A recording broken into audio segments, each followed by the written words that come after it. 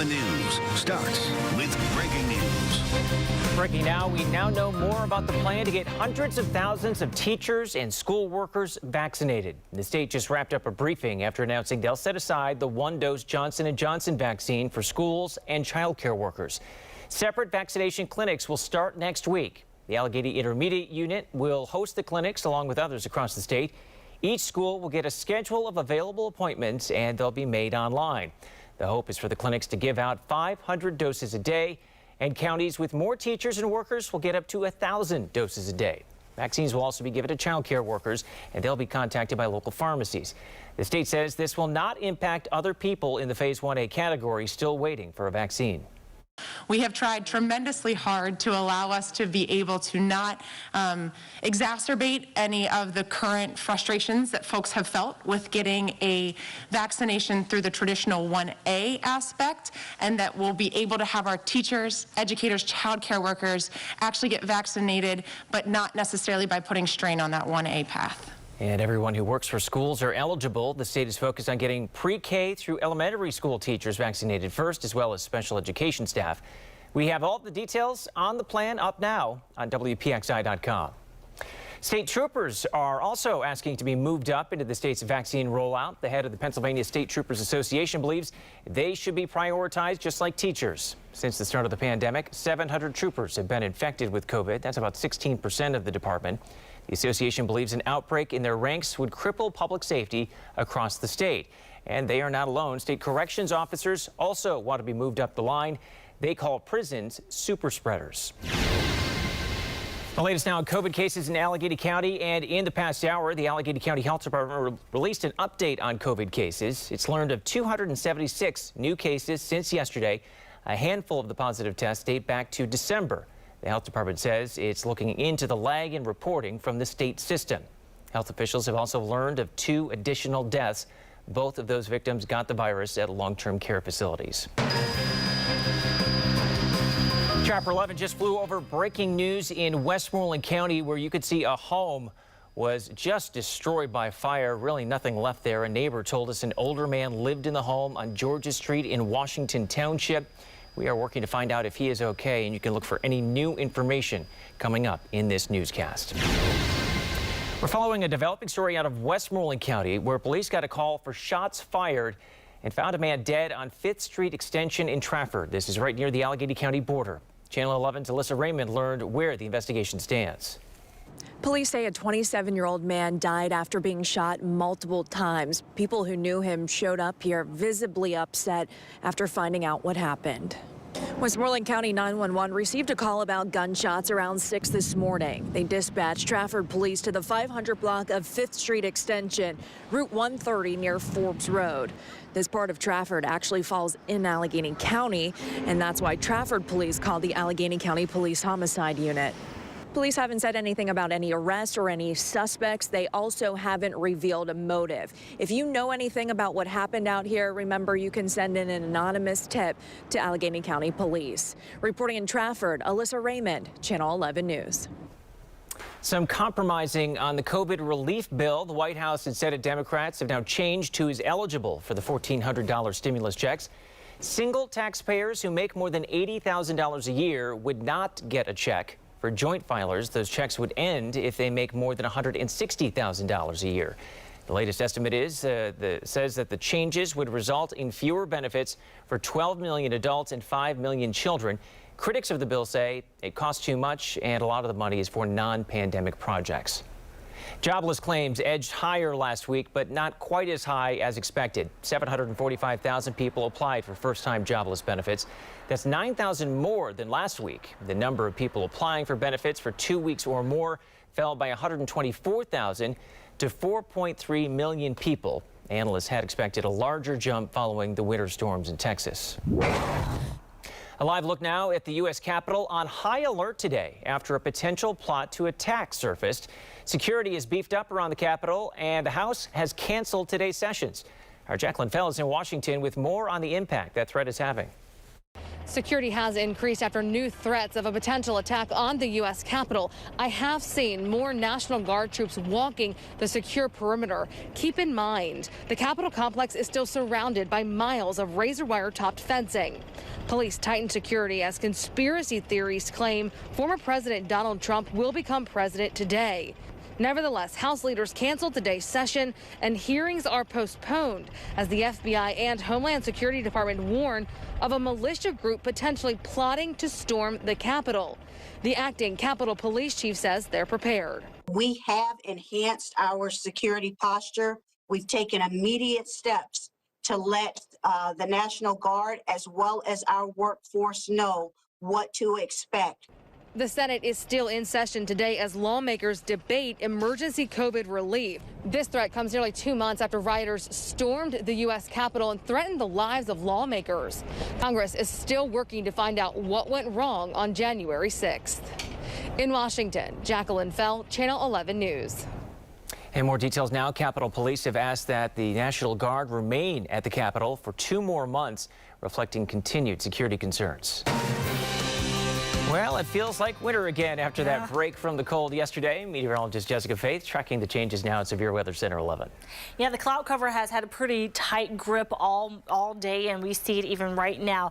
Now, we've had this northwesterly flow, so just a few lake-enhanced snow showers, very light in nature in Venango County, Clarion County, Mercer, and also Lawrence County. And that's pretty much about it. We're dry this midday across most of the area. Again, still pretty cloudy. Here's a live look for you. I'm sure you've seen it by now. And also, just like Gordon mentioned, we're very cool, 34 degrees. Factor in that wind. It feels much colder than that. It feels like we're at 23 now. I'm going to go more into the temperature forecast and how cold it's going to feel today, wind gust, and also a future look at temperatures. That's all coming up in just a few minutes. All right, thanks, Jessica. We are working to get new information on what happened, or what appeared, I should say, to be a crash in Wilkinsburg. Our photographer spotted an SUV blocking Hunter Street this morning. You can see the right front wheel missing. Our photographer says it looked like the driver lost control and drove into a yard. Officers from 4 different departments were on the scene. A woman from Pittsburgh is missing, and police have put out her picture in hopes of finding her. Her name is Olivia Zane. She is 23 and lives in North Oakland. Police say that's the last place she was seen on Tuesday. She could be in or near Homestead. If you see her, you are asked to call Pittsburgh police. It's been a busy week for Pittsburgh SWAT team members. They've been called to 3 situations in as many days. The latest was in Banksville yesterday. They searched 2 hotels after police found a car connected to a reported abduction. SWAT quickly found the victim. No one was hurt, but while investigating, police arrested several other people who were wanted on outstanding warrants. Pittsburgh postponed its big St. Patrick's Day parade, and the CDC is urging everyone to avoid large gatherings. But the parade will go on in Lower Borough. Channel 11's Mike Holden spoke with organizers about how they plan to keep everyone safe.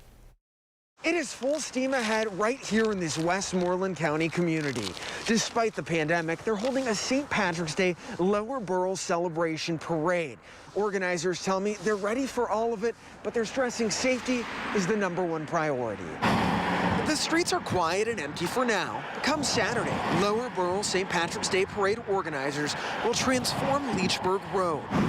They were granted approval to hold a scaled-down, socially distanced, roughly 20-minute-long celebration. Lower Borough Council even threw their support behind it with a 4-0 vote. Their Facebook event has almost 90 people attending and more than 200 interested. Organizers say this is not an act of defiance. It's a moment of celebration after a very dark, difficult year, and they plan to follow all the necessary orders to make it happen. We wanted it to be organized and for a purpose, and hopefully with the diversity of the parade, asking people to social distance, having parade watchers, I think and I believe this will be the spark to get us back up and get people out. And the Lower Borough St. Patrick's Day Parade starts Saturday at 11 a.m. We're now checking in with organizers to ask them about additional safety protocol, plus talking with residents about how they're gearing up and their message to others who attend. For Channel 11 News starting at 5 o'clock tonight. Reporting in Lower Borough, Mike Holden, Channel 11 News. The North Shore will be home to PNC Park for at least another decade. The Pirates and PNC Bank announced a 10-year extension to their naming rights agreement. The Bucks broke ground for the ballpark on April 7th, 1999, and PNC Park officially opened its gates 2 years later. I am disgusted and a little sickening that I had to get to this point. Going to your local government's council meeting seems like a simple thing. Since the pandemic hit, though, all of us have had to adjust to using virtual tools like Zoom to connect. But a community group says McKeesport isn't letting the public access their meetings, and the group just filed a lawsuit because of it. This video shows people and members of Take Action Mon Valley showing up for a council meeting in January, only to be denied access. In a letter taped to the door, residents were told 2021 council meetings are closed to the public until further notice due to COVID-19. There was not another option to participate virtually, and they could only submit comments. The ACLU and Take Action Mon Valley filed a lawsuit against City Council. So the public has to be able to see the meetings and participate by giving comment and, just having dialogue with elected officials. Well, the council postponed its meeting last night after a judge ruled council members have to come up with a plan on how they can provide public access to the meetings. Council claims internet issues make it difficult to provide a virtual option. A woman says her pharmacy couldn't give her a second dose of the COVID vaccine. You cannot get your second follow-up vaccines unless you get your first one from the same location. And she was overdue for that second dose. What happened when Target 11 got involved? $2,383.91 over a 21-month period. His energy provider changed without his knowledge, costing him thousands of dollars. Target 11 investigates how it all started with a survey and a gift card at the movies. Temperatures are pretty cold right now, but with spring just around the corner, will we be trending warmer? I have the details you need to know coming up. I don't understand how you can get away with opening up an account without being there. She is one of many who had their identity stolen. The one thing investigators say all the victims have in common.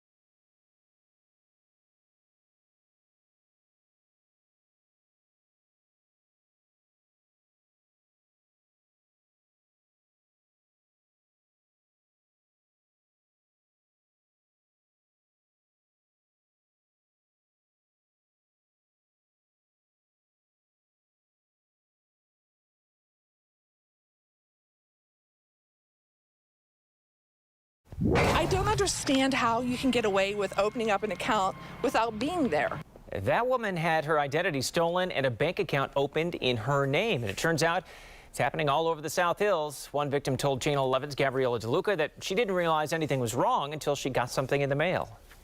When Yvonne Weir opened her mailbox and found a letter from Chase Bank, something felt off. Something said open this. I opened it and I looked. I'm like, okay, why do I have a Chase debit card? I don't have an account. She thought this had to have been a mistake, but it turns out she was just another victim of identity theft. And I looked up into the far right corner. I'm like, oh, Yvonne, you do have an account that I never actually opened, and it's a legitimate checking account. She's not the only one. Police departments across the South Hills, from Bethel Park to Brentwood, have been inundated with calls today with people who say they received debit cards from Chase, even though they never had an account there. I tried to call, I couldn't get through, and then I saw on Facebook the West Mifflin Police Department had another woman had the same thing. I'm like, oh, wait a minute, there's something going on. She made a police report with South Park detectives and then finally got through with Chase Bank, who did have her personal information. Who gave it to you? And how did you just open up random accounts for people without them actually being there in person to open an account? Like, who has my driver's license? How did you open this up? These are all questions that she wants the bank to answer. I think that it's their job to stop all of that. They need to hire the right people. If they have to hire a hacker to figure out how not to hack, that's what you do. That's, you make sure you have a fail-safe that this doesn't happen. A Chase spokesperson told us they think this is happening to other banks as well, and you should give the bank a call if you receive one of their debit cards that you did not apply for. Oh, I felt like I hit the lottery. I was very excited. A woman was having a hard time getting her second dose of the COVID-19 vaccine, so Target 11 stepped in. Teresa Nightingale got her first shot on January 20th, and her 42-day window to get the second dose ended yesterday. Nightingale is a cancer survivor and works in a medical office. Every time she reached out to the pharmacy for her second shot, she was told they did not have any available. She even went to another pharmacy and stood in line, but they refused. And they were not able to help me. So, yeah, it's been hard, to say the least. Target 11 reached out to the state health department to let them know what was going on, and soon after, Nightingale was able to get her second shot. We have an entire section dedicated to vaccines on WPXI.com. Just click on the Race to Vaccinate banner at the top of our homepage. Coronavirus has definitely left its mark on history, and now the Smithsonian Museum says Dr. Anthony Fauci has donated his 3D coronavirus model.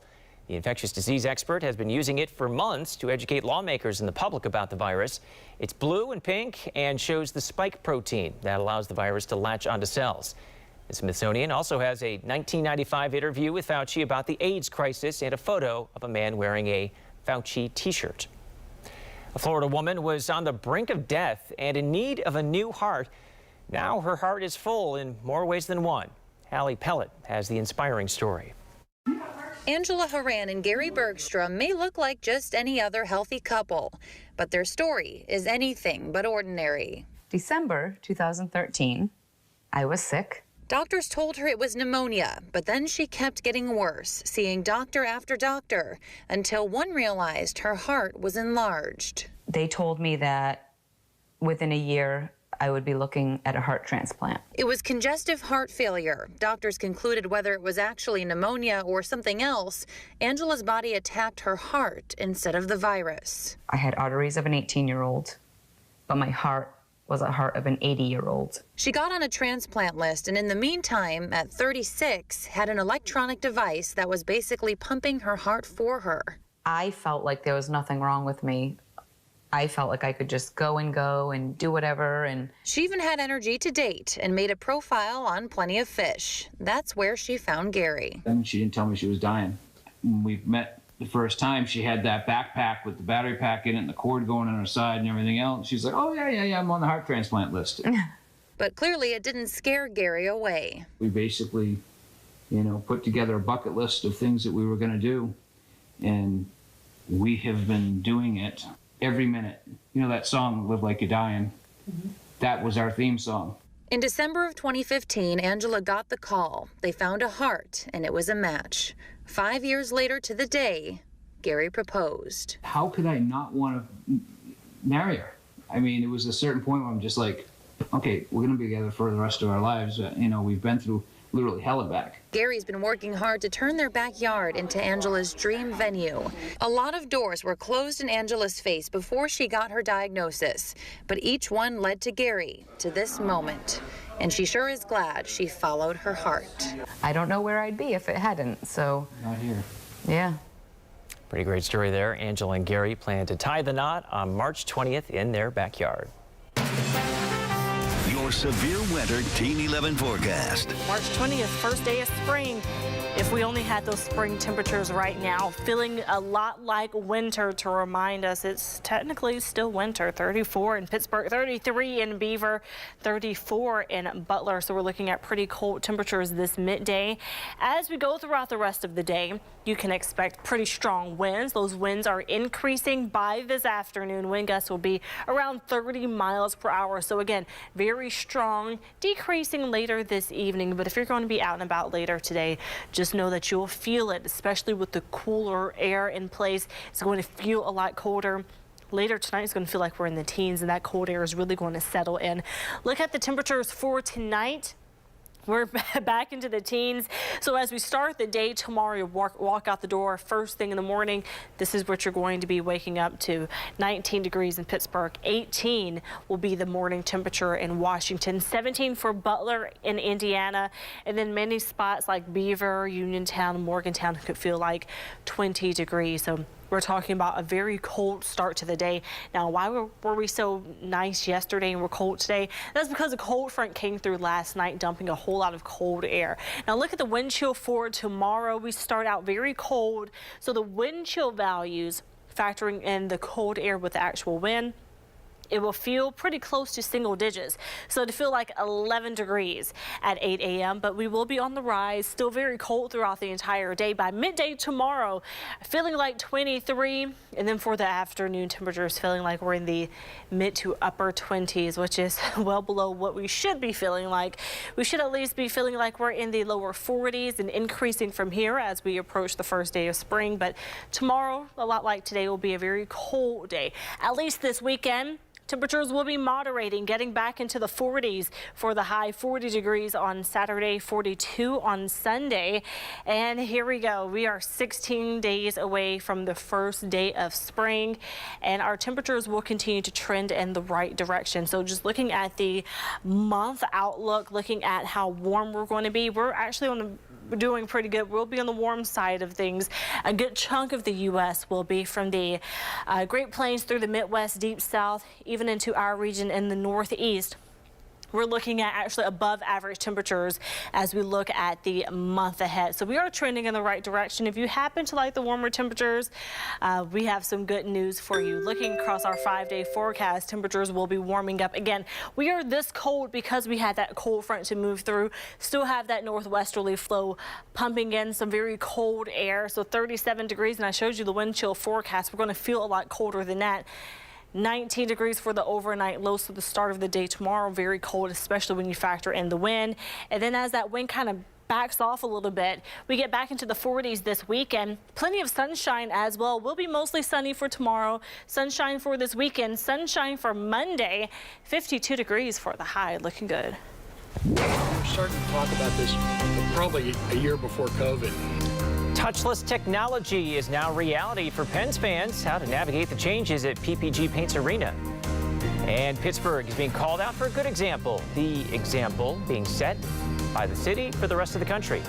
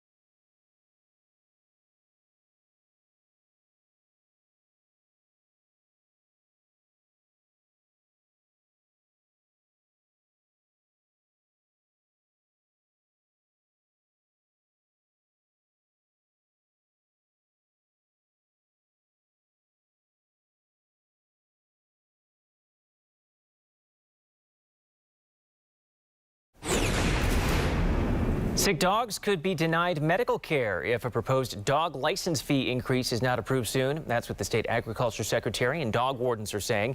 By law, Pennsylvania dog wardens do at least 2 unannounced inspections per year on licensed kennels. But the state agriculture secretary says without more money from dog licensee fees, they don't have the money to fill dog warden vacancies and are barely able to keep up with the minimum requirements for inspections. He wants state legislators to increase fees to $10. Right now, those dog licenses are $6.50.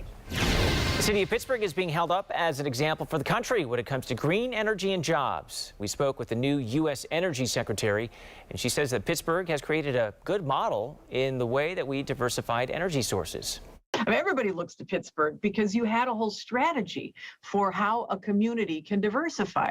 So I want to take the Pittsburgh playbook and use it on the rest of these communities to say this can be done. Secretary Jennifer Granholm says it's a great opportunity to create jobs by investing in green energy and products. We have had our fair share of snow and rain, but in the extended forecast, I'm tracking dry conditions. I have details on why we're so dry. That's coming up in the next half hour. I had a feeling that I wasn't the only one that this happened to. A Target 11 investigation. His energy provider changed without his knowledge, costing him thousands of dollars. How to stop the same thing from happening to you.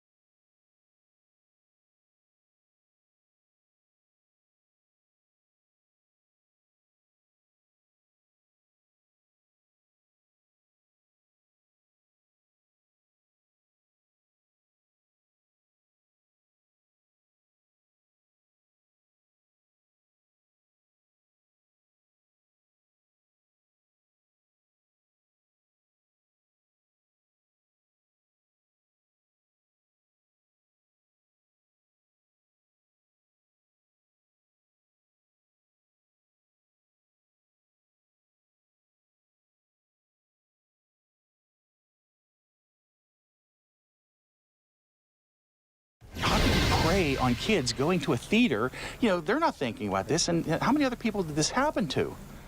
A Target 11 investigation into homeowners who say their electricity provider was unknowingly switched without their knowledge or consent. It happened to nearly 200 unsuspecting customers. Investigator Rick Earl has an important warning from one customer who says it happened to him.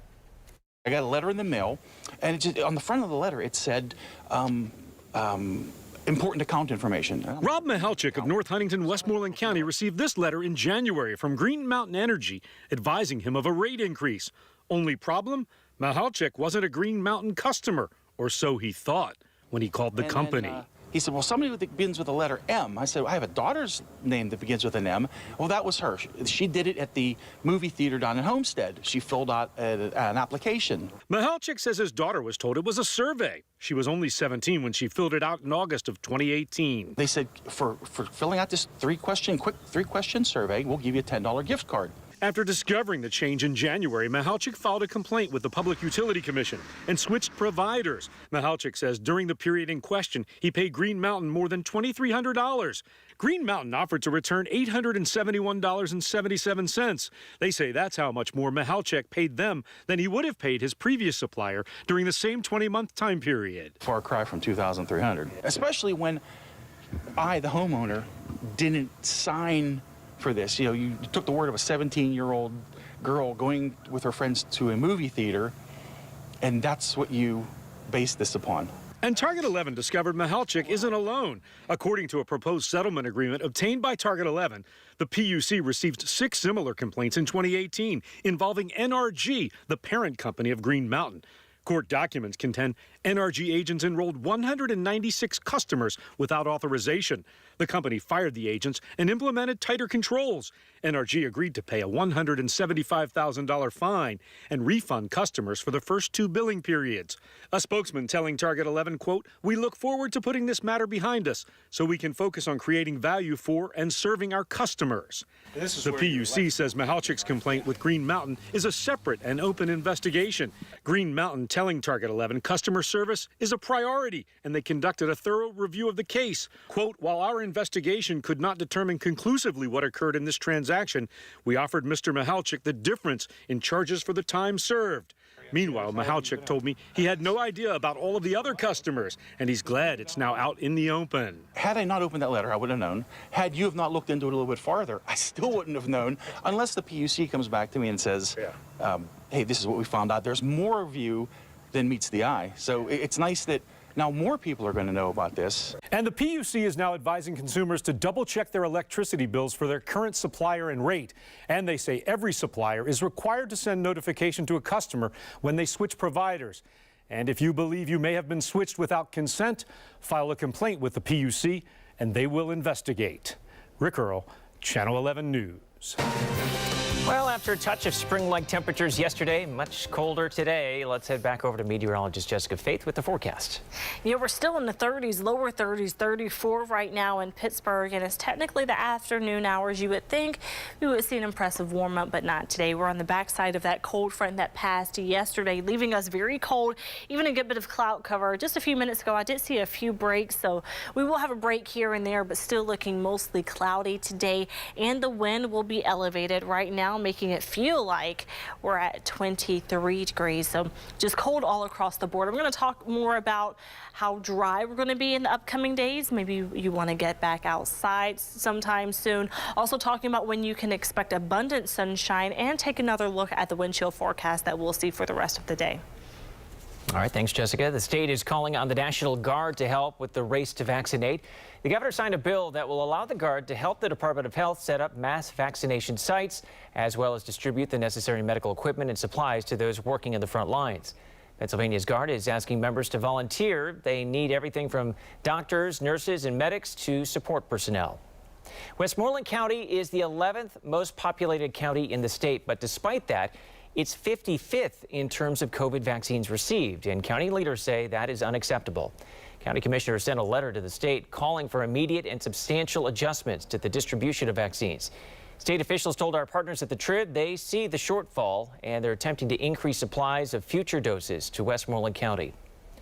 A community health clinic in Wilkinsburg is really stressing the community aspect of its mission. Allied Community Healthcare recently opened its doors on Penn Avenue. The medical director there says due to COVID-19, African Americans have been neglecting their health. Patients in the Black community particularly who have diabetes, who have high blood pressure, who has all of these kinds of medical problems that are common to this community weren't being seen, and their medical problems were just kind of getting out of control. The clinic has 3 exam rooms and an in-house lab. It's now working to gain the trust and confidence of the community and hopes to expand to Penn Hill soon. We've talked a lot about how restaurants have struggled through the pandemic. The hotel industry has also been hit hard. The average occupancy rate in Allegheny County fell nearly 50% last year. And while the state is providing a funding boost, industry leaders tell Channel 11's Joe Arena it won't have much of an impact. The Westin, the Wyndham, the Hyatt, and the list goes on of national brand names we see across Pittsburgh. But just because these businesses have national brands attached to them, that doesn't mean the serious plummet in visitors to these businesses isn't affecting Pittsburghers. There's so many words that we use in the industry that we would rather never say again. And almost all of the words Visit Pittsburgh CEO Jared Bacher is talking about are negative ones, which is why it's not so easy for him to paint a positive picture of what's happened to the hotel industry in Pittsburgh in the last year, in particular for the thousands of Pittsburghers who once worked in the industry. But these are still local operators who are employing our local people. So it's really important to remember that no matter what the business is, whatever the title is or how big we think they are as an organization, it still affects people's lives on a very personal level. And while $145 million from the state to the hospitality industry is a welcome boost, Jared says what will really fix the problem for Pittsburgh is returning our city to what it's known for. Pittsburgh is an event city.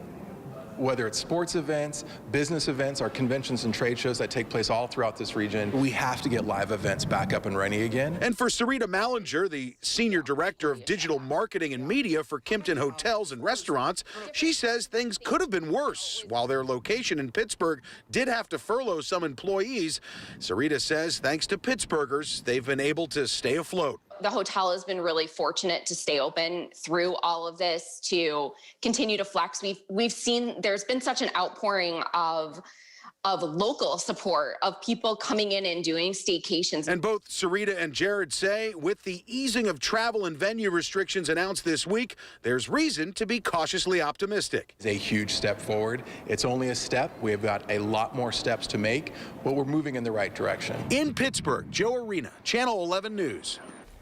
New numbers are out on gun sales, and sellers say they were close to another record last month. An estimated 1.39 million guns were sold in February. This according to data on FBI firearms sales and background checks. That is the 3rd highest February total on record. Experts believe that number would have been even higher if it wasn't for winter storms. 425 pounds of lion. Juju Smith-Schuster can handle cornerbacks, but what about a really big cat? Still ahead. It's Juju versus a lion in a tug of war. And the pandemic exposed a flaw, the lack of high-speed internet, the impact it's having on one local county. Next.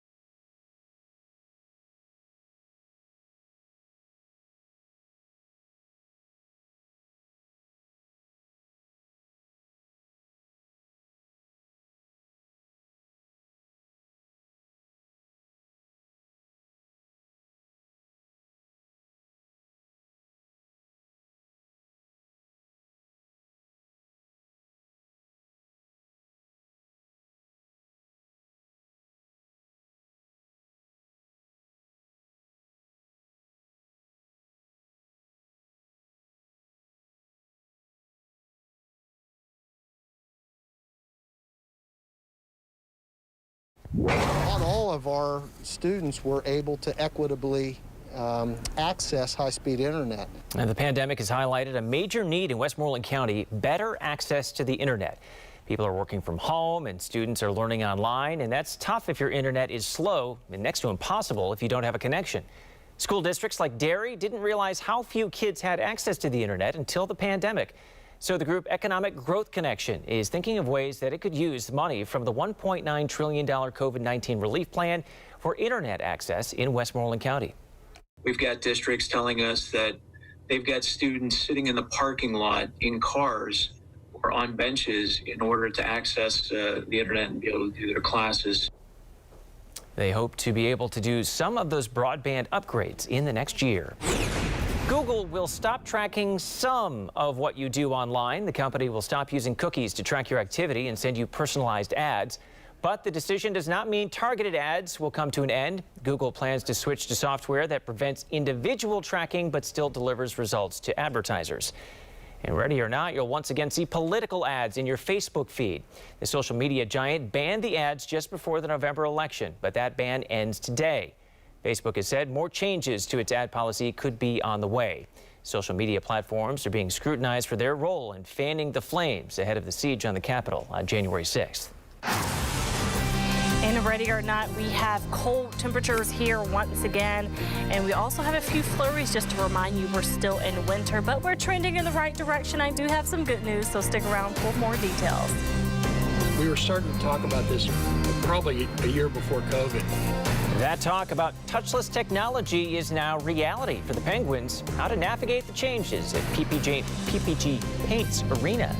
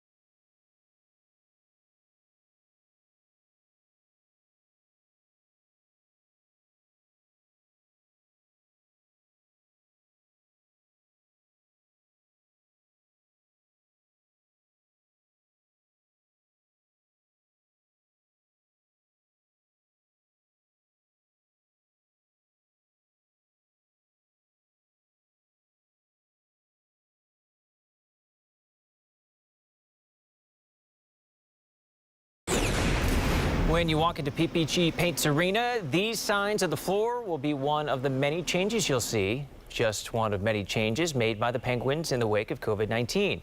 Channel 11's Jenna Harner went on a walk through the arena with the Penn CEO and learned the Pens were already making changes before COVID hit.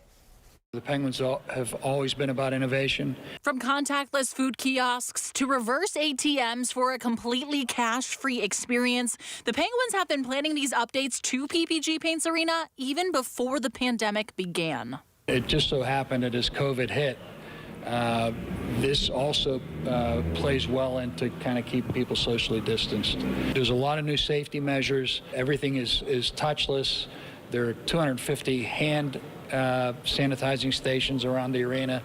People are wearing masks except when they're eating in their seats. In their seats, they're socially distanced.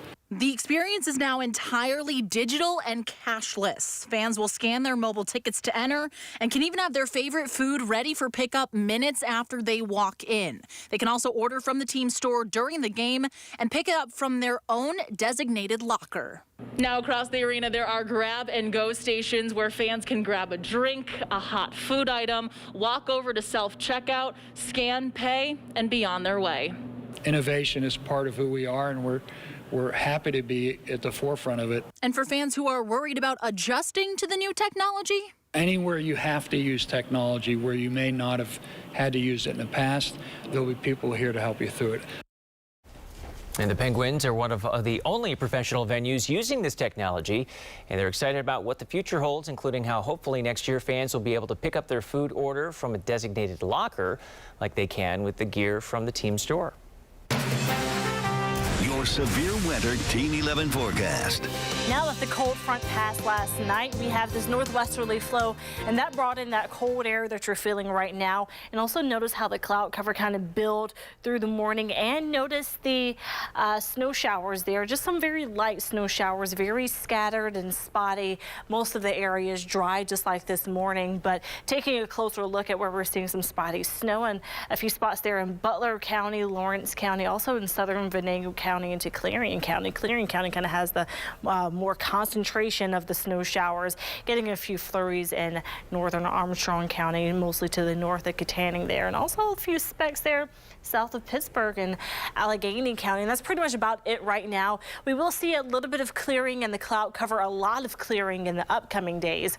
I'm talking especially about this weekend. There's some good news there. That'll be thanks to high pressure taking over, giving us mostly sunny skies, also keeping us quiet. The extended forecast looks very quiet, so if you want to maybe get outside, if you have any plans, or if you want to make some plans, you're good to go. Again, we are seeing that thick cloud cover overhead and a few flurries, but as we go throughout the rest of this afternoon, some dry air will kick in and really drop our chances for any snow chances later today, and we will see more clearing as we go later into the afternoon and evening hours as well. A mix of sun and clouds for tomorrow. Mostly sunny this weekend. Along with the dry conditions, we will also be warming in days ahead. Not a big impressive warm, but we'll see that going into next week. More on that in just a moment. Today's high, 37 degrees. Mix of sun and clouds, but again, that'll come later into the day. But I want you to know that it will be breezy later this afternoon. Here's the current wind gust right now coming in strong in Washington. Right now, the current wind gust in Washington, 20 miles per hour. 20 mile per hour wind right now in Beaver, 16 in Butler, 23 mile per hour wind in Morgantown. The wind chill, that's how cold it feels when you factor in that pretty strong wind.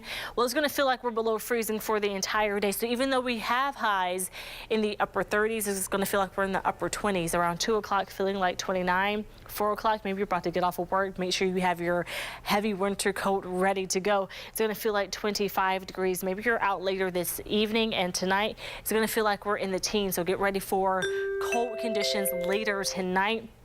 And tonight, for the overnight low, we're actually dropping into the teens. This will be the morning temperature.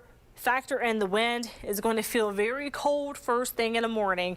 But again, mix of sun and clouds, 38. This weekend, warming into the 40s. I think the best day on the 5-day forecast, it will be on Monday. Monday, we're back into the 50s. We're dry. Plenty of sunshine. But we do have to bundle up as we start the day. But the afternoon looking much better.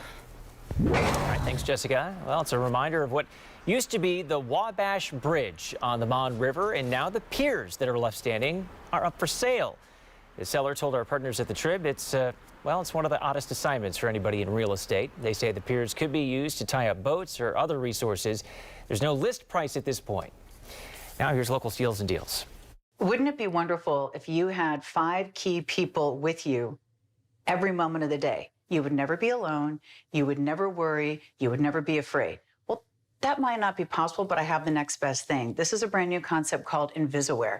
This is a beautiful necklace. You literally just push the button and it alerts 5 people that you're in trouble and where you are by a GPS location. So think about it. You're walking to your car in a parking lot. You're by yourself. Something's not right. You use your rideshare app. You're in the car. Something's not right. You're going to, you're leaving somewhere, you're walking down the street, you're by yourself at night, something's not right. Maybe it's you, maybe it's your daughter, maybe it's your niece, maybe it's your mom, maybe it's your sister, maybe it's your best friend. Every woman has felt that. This is a brand new concept that I know you're gonna love. Please meet the young lady who actually developed it. This is Raja. It looks like a beautiful piece of jewelry, and people never believe this, but it's actually got a safety device hidden on the inside. There's a button. If you press it 2 times, it immediately sends a text message to 5 people that you pre-select in the free app. And there's a feature to allow it to optionally contact 911 as well. When you double press it during an emergency, it sends your loved ones a link to your live location so that they can send help. Thank you so much to Local Steals and Deals for having me, and for the audience listening. I'm so thrilled to be able to help keep you safe and to keep your loved ones safe. Thank you so much, Raja. I think this is one of the most amazing designs. By the way, this keeps you safe with no monthly monitoring fee, which I think is very important. It comes in the gold tone or silver tone, beautifully gift boxed and ready to go. And right now on localsteals.com, it is 28% off. So start making a list of everyone you love and you want to get one for.